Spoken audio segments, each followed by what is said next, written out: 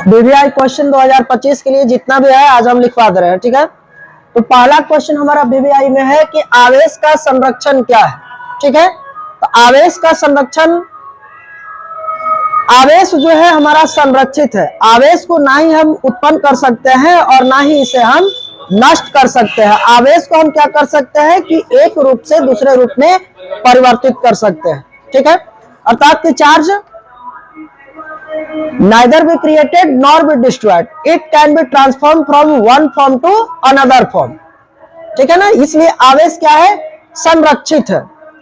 आवेश जो है कंजर्वेटिव है। ये फर्स्ट क्वेश्चन मेरा हो गया।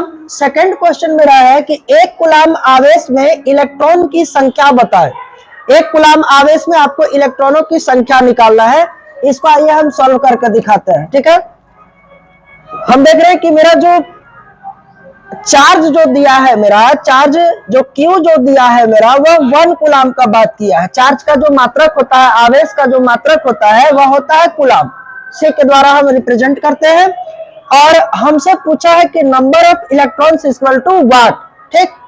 और हम जानते हैं कि एक इलेक्ट्रॉन पर जो मौजूद जो आवेश होता है, जो चार्ज होता है, वह होता है 1.6 into 10 to the power -19 coulomb, ठीक है।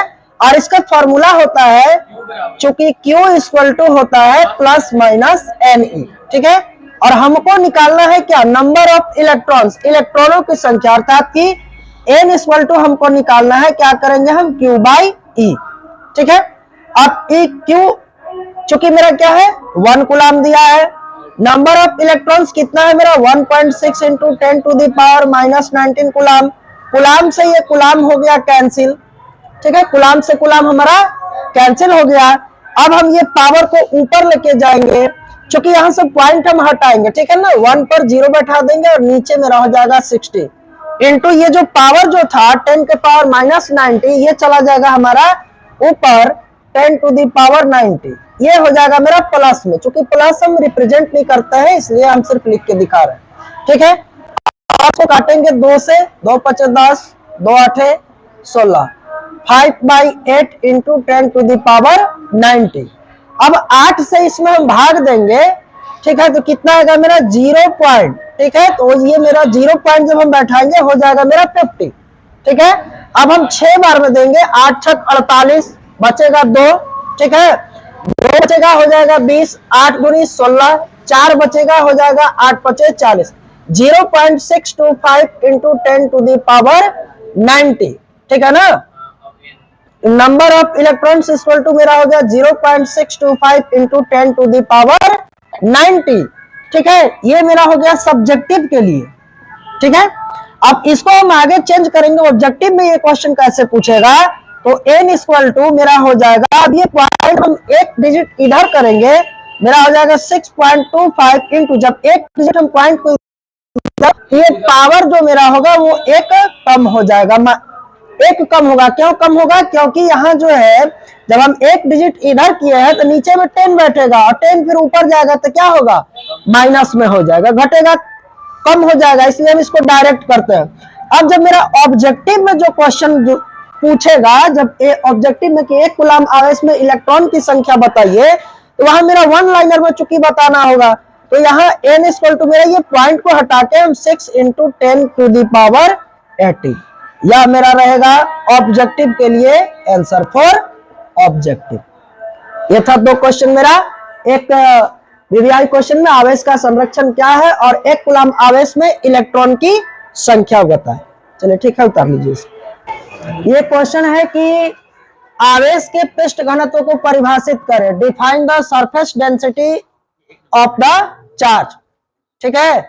आवेश के पृष्ठ घनत्व को आपको परिभाषित करना है कि आखिर आवेश किसी सतह पे कैसे फैलता है, ठीक है। तो इसको हम देख ले रहे हैं, कह रहा है कि एकांक क्षेत्रफल में वितरित आवेश को पृष्ठ आवेश घनत्व कहते हैं, ठीक है। कोई एक एकांक क्षेत्रफल हम मान लेंगे, उस क्षेत्रफल पे जितना आवेश मेरा पूर्ण रूप से फैला हुआ रहेगा, वितरित रहेगा, उसी को हम क्या कहते हैं, पृष्ठ आवेश घनत्व कहते हैं, ठीक है। और इसे सिग्मा से प्रदर्शित करते हैं हम। आवेश के पृष्ठ घनत्व को हम सिग्मा के द्वारा क्या करते हैं, सूचित करते हैं, ठीक है। The charge distributed over unit area is called surface charge density and it is denoted by sigma. अब देख लेते हैं, इसको हम समझ लेते हैं। ठीक, यह मान लिए कि एक मेरा क्या है, या क्या है, एक यह मेरा एक एरिया है। ठीक है, यह मेरा एरिया है। ठीक है, इस पे चार्ज जो है इक्वल रूप से क्या है, डिस्ट्रीब्यूटेड है, फैला हुआ है, वितरित है।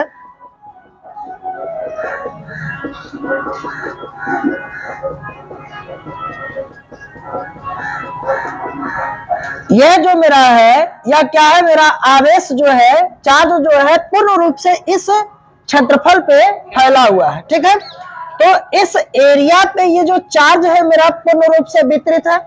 ठीक है, इसके टोटल एरिया पे चार्ज क्या है, फैला हुआ है, वितरित है। इसको हम क्या कर लेंगे कि इसको मान लेंगे 1। ठीक है, 1 इक्वल टू क्या हो जाएगा, Q बाई A, यानी कि टोटल एरिया में जितना चार्ज मेरा क्या है, डिस्ट्रीब्यूटेड है।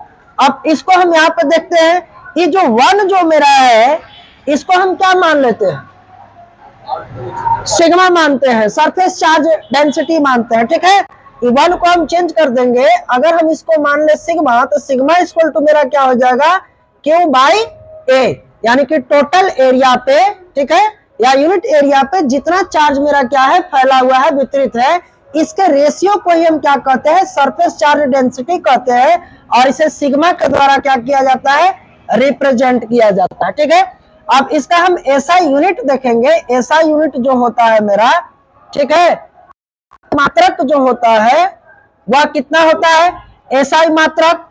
चूंकि चार्ज का मात्रक क्या होता है, कूलम होता है, चार्ज का मात्रक होता है मेरा कूलम। ठीक है, और एरिया, क्षेत्रफल का मात्रक मेरा क्या होता है, मीटर स्क्वायर। ठीक है ना, मीटर स्क्वायर। ठीक है, इसको हम लिख सकते हैं कूलम के लिए C, और मीटर चूंकि ऊपर जाएगा Cm-2। यह मेरा हो गया इसका ऐसा यूनिट, कूलम प्रति मीटर स्क्वायर। ठीक है ना। अब इसका अगर हमको डायमेंशन भी अगर हमको निकालना हो, तो हम डायमेंशन भी यहां से निकाल सकते हैं, इसका बीमा भी हम निकाल सकते हैं। ठीक है, बीमा इसका हम निकालेंगे। ठीक, तो बीमा निकालने के लिए क्या करेंगे, चार्ज का बीमा और एरिया का बीमा। चार्ज का बीमा मेरा क्या होता है, dimension of charge by dimension of area. ठीक है, इसका जब हम निकालेंगे, ठीक, dimension of charge by dimension of area, इसका जब हम निकालेंगे तो हम देख ले रहे हैं कि इसका जब निकालेंगे तो चार्ज का मेरा डायमेंशन क्या होता है, Q इक्वल टू 80। ठीक है, Q इक्वल टू 80, और एरिया का जो डायमेंशन जो मेरा होता है वह, चूंकि यहाँ पे हम देख रहे हैं कि मीटर स्क्वायर, ये लेंथ के लिए है, तो लेंथ के लिए हम क्या लिखेंगे, L2। ठीक है, या मेरा क्या हो जाएगा, ये ऊपर जाएगा, हो जाएगा मेरा क्या, L-2 A1 T1। या मेरा इसका हुआ डायमेंशन, और या मेरा हुआ इसका ऐसा यूनिट। ठीक है, ये मेरा क्वेश्चन था कि आवेश के पृष्ठ घनत्व को परिभाषित करें, कंप्लीट हुआ। चलिए इसको नोट कर लीजिए आप लोग।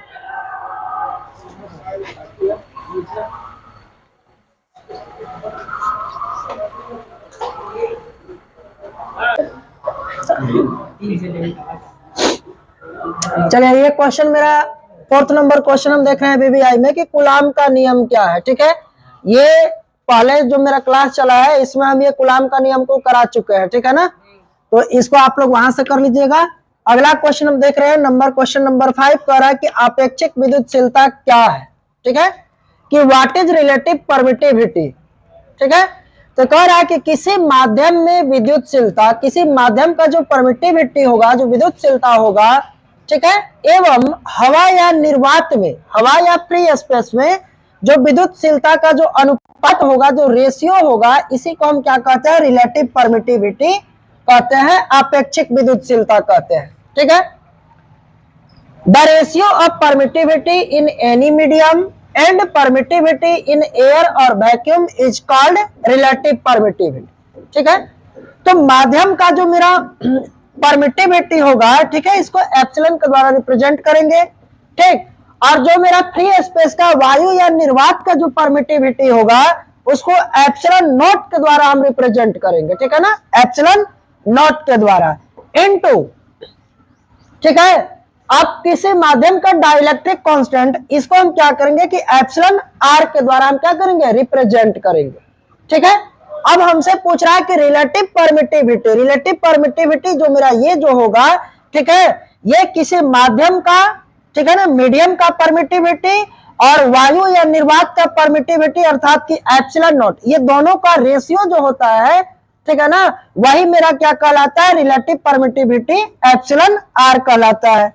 इसलिए एप्सिलॉन आर इक्वल टू क्या हो जाएगा, एप्सिलॉन बाई एप्सिलॉन नॉट, या क्या है मेरा रिलेटिव परमिटिविटी है, ठीक है ना। डेफिनेशन मेरा यही कहा कि किसी माध्यम में विद्युतशीलता एवं हवा या निर्वात पर विद्युतशीलता का जो अनुपात होगा वही हमारा आपेक्षिक विद्युतशीलता कहलाता है। यह हम देख रहे हैं कि मेरा माध्यम का विद्युतशीलता है, परमिटिविटी है, और ये हम देख रहे हैं कि वायु या निर्वात का, हवा या निर्वात मतलब वैक्यूम खाली जगह, इसका परमिटिविटी है। ये दोनों का जो अनुपात हम देख रहे हैं, जो रेशियो देख रहे हैं, यही मेरा क्या कहलाता है, आपेक्षिक विद्युतशीलता, रिलेटिव परमिटिविटी कहलाता है, ठीक है। अब हम देखेंगे रिलेटिव परमिटिविटी या डाइलेक्ट्रिक कांस्टेंट परमिटिविटी। हम देखेंगे कि किसी, हम जैसे कि एयर का देखेंगे, हवा का देखेंगे, पानी का देखेंगे और मेटल का देखेंगे, ठीक है। तो हवा का जो होता है, एयर का जो परमिटिविटी होता है वह होता है मेरा 1, पानी का होता है मेरा, वाटर का, ठीक है, 81, ऐसे जनरली यूज हम लोग 81 करते हैं। और किसी मेटल का, धातु का, धातु का मेरा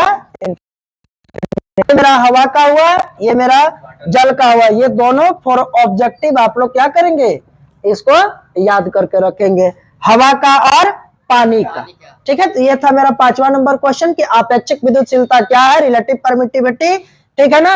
ये एयर का हुआ, ये वाटर का हुआ, ये दोनों आपको याद रखना है ऑब्जेक्टिव क्वेश्चन के लिए। चलिए आप लोग इसको नोट कीजिए।